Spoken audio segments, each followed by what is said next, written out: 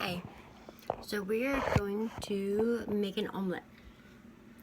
So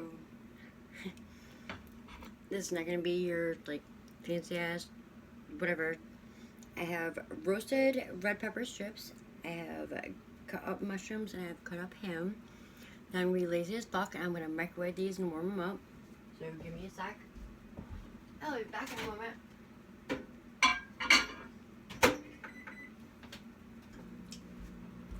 So, for an omelet, 3 eggs.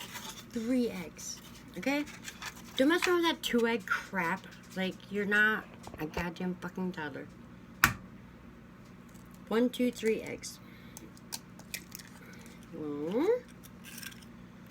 And yes, I always put my eggshells back into the thing, which I don't know why, I just always have. 2.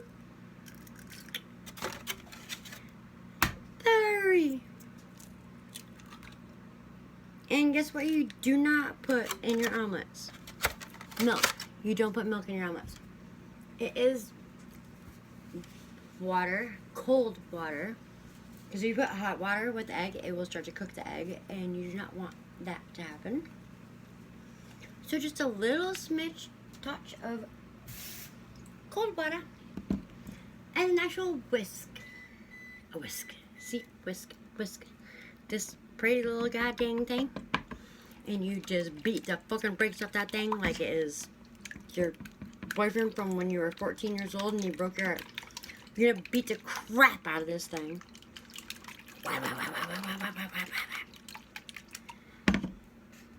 And you already got the cheese, you know, shredded for such. And you get to stack on that while you're beating the brakes off of this.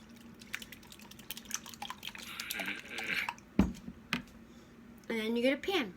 A good pan. Pretty fucking... Okay, not this one. It is too big for an omelet.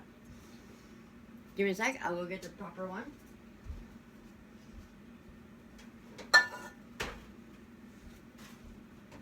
Yes, honey.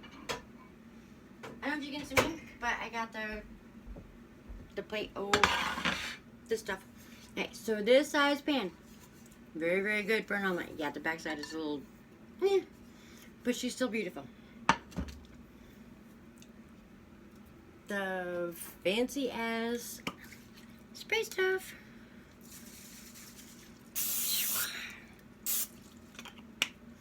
Get the pan really fucking hot before you put your eggs in. Because if you don't, then they're going to be rubbery. You need to get the pan hot as crap before you put your eggs in. So we're going to give that like a moment or 10 to get hot. I'm going to stack a little bit on the shredded cheese because I have shredded cheese. Who doesn't stack on shredded cheese? Yeah, buddy. I'm going to put the eggs away. But, you know, after years and years of doing this stuff, you learn some crap. And I learned if you, the bowl that you whisk your eggs in, do not put hot water in it because it will cook the eggs and it'll cook the eggs onto the bowl. Rinse it in cold water always, otherwise it will literally like cook the eggs onto your bowl. Or your plate or whatever the fuck you're doing the eggs in. And sometimes it's just fun to whisk the crap out of eggs. Oh, and I got this new seasoning stuff.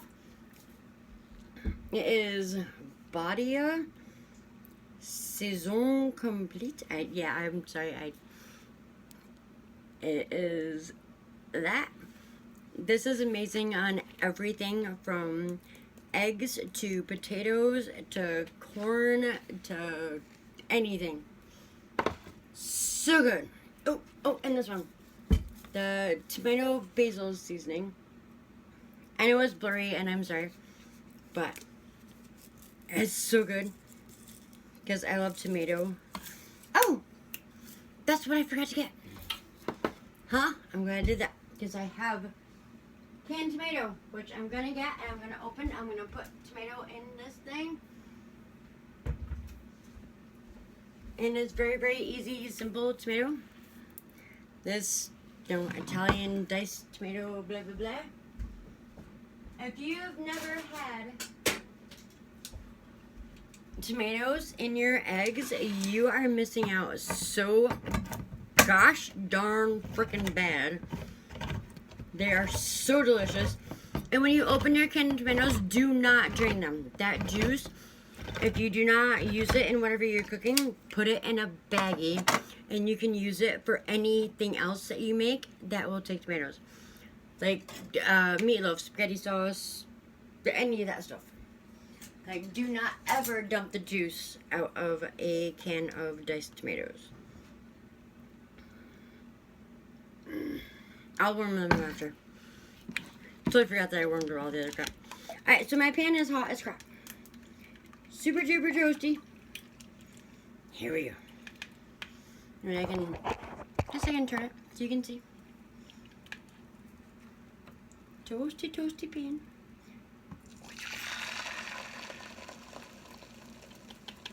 You hear that? Okay, so you let that cook for like at least like 30 to 40 seconds before you put all the crap in on top of it. Because you want the egg to make a barrier between the toppings in the pan. Oh, sorry, I got an itch. So I'm gonna like warm up these tomatoes real quick. Yeah, just a coffee cup, totally fine. Yeah, bud.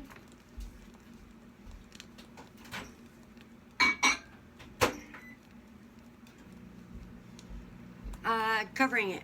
Covering it is a very good idea.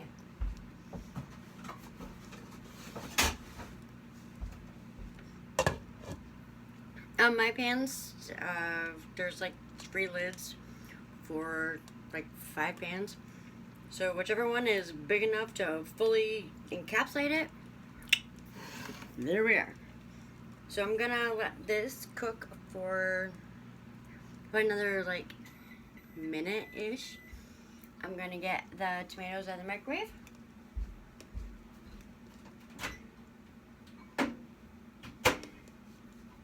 Oh, these smell so good. Ah, it smells so good. So you wanna let the omelet get a good base at the bottom before you put your toppings into it. Unless you want to make it more like a, let's get scrambled egg thing, which is like fine, that works too. Because sometimes you try to make an omelet and then everything just goes right to fuck, and you end up with scrambled eggs, and you're like, yeah, whatever. It all fucking tastes the same. It does not matter. It all tastes the same. It's just prettier when it's an omelet. So this is, yeah, no, not enough. Oh, so, at my house, my kitchen wall is slightly caving in, so my stove is a little off kilter. So the front side cooks faster than the back side, because it's like, eh. I'll be right back, give me 1 second. I'm coming.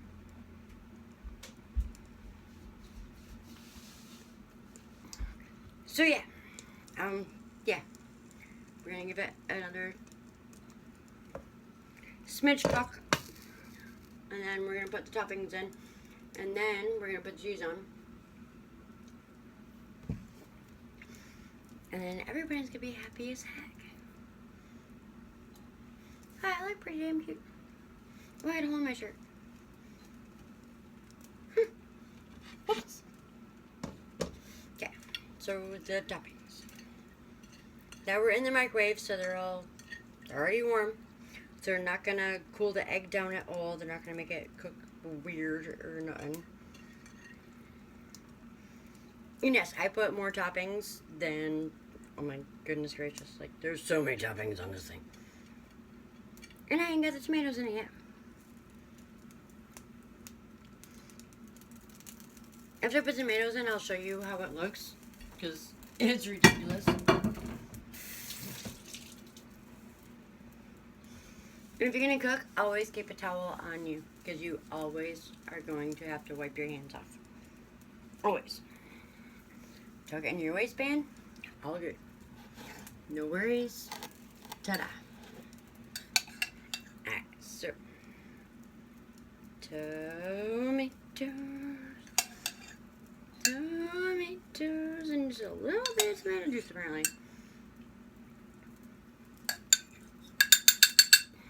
It's beautiful. I'm sorry if that was obnoxious. That was a little bit loud. And also, do your dishes as you are using them. So, that's what that looks like. Looks pretty fair, yeah? Looks pretty tasty. So, turn this way the hell down. Like, way the hell down. For about 5 to 7 minutes. And after about 5 minutes, you put your cheese on it. So it can, just glom into everything. But, so this is my dish thing. I got this whole thingamabobber. It makes me so happy. I can fit so much crap on it. And it encourages me to do my dishes more. Because it's just like, it's so freaking cool. Very, very cool. So I'm going to wash these itty bitty dishes I got going on. And yes, you're going to watch me do such. And just remember, if you rinse everything, it doesn't have to be ridiculous to wash them. Like, I mean, it's super easy. Yep. A little bit more soap. Boink. Yeah, if you rinse everything, it's so easy to wash. You know, when you're off and running. Boink. Look at me go. Clean spoon. And yes, people ask this question. When you wash your silverware, do you wash the handles? Of course you wash the handles. What goofball does not wash the handles on their silverware? That is just the silliest thing I've ever freaking heard. Like, why wouldn't you? I mean, okay, I ate ramen with my spoon. Am I only gonna wash the bowl of the spoon?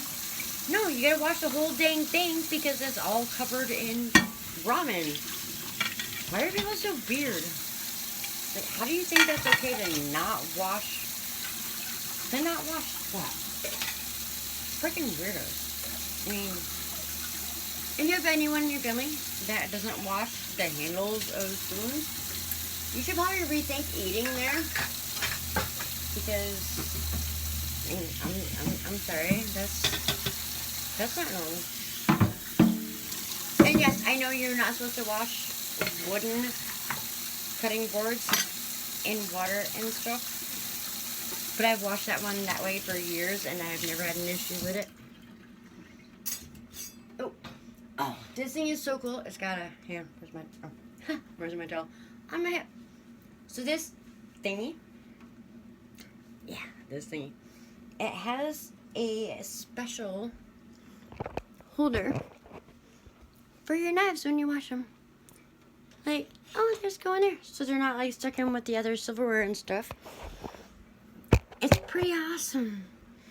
Okay, so this is completely 100% ready for the cheese and to be real close to, hi.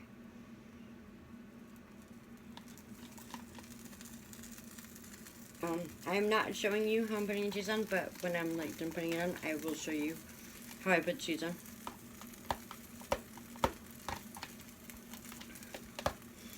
And yeah, it's a lot of cheese. It's a lot of cheese. So that's a lot of cheese. But you put the cheese on, you put the cover back on. Hi, you move it over to the side. Turn your burner off. Do not forget to turn your burner off, because that's how you burn your house down. And it's gonna be beautiful, I promise. is going to be an absolutely gorgeous, gorgeous omelet. I'm rinsing stuff off because why not? And also, oh, here's a little trick. So I have a whole bunch of tomatoes left in this can, right? And I need to put them away. So, you get the baggie.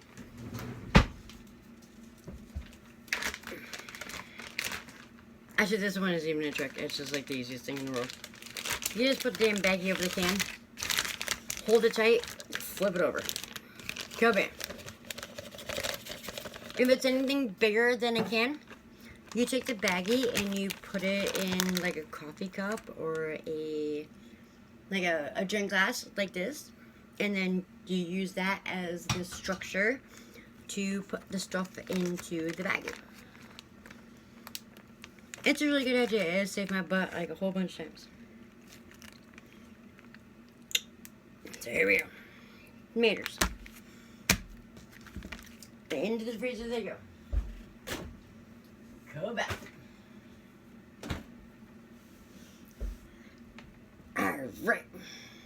Oh, it's so close. It's so close. It's so close. It's so close. Like, we're like about 40 seconds away from here we go. You will love it. Got